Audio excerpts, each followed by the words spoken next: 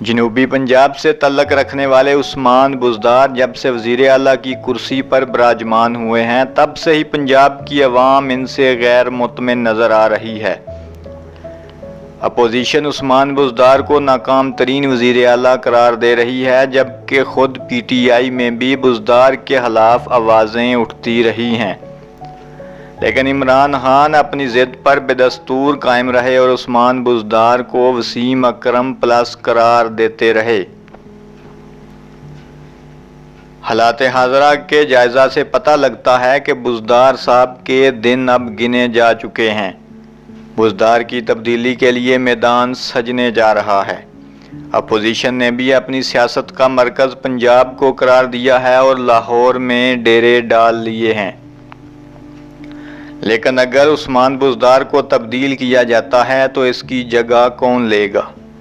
خود P T I میں بھی کئی لوگ وزیر اعلیٰ بننے کے لیے بے تاب ہیں، جبکہ زیادہ مضبوط امیدوار چودھری پرویز الہی کو سمجھا جاتا ہے، لیکن اب جو خبر سامنے آئی ہے اس نے سب کو چونکا کر رکھ دیا ہے۔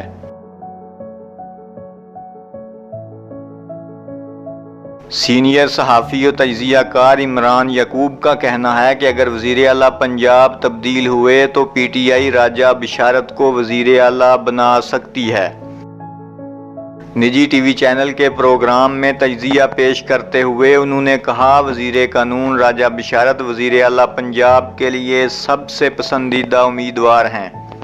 اگر وزیر اعلیٰ تبدیل ہوئے تو حکومت راجہ بشارت کو پنجاب کا وزیر اعلیٰ بنا سکتی ہے۔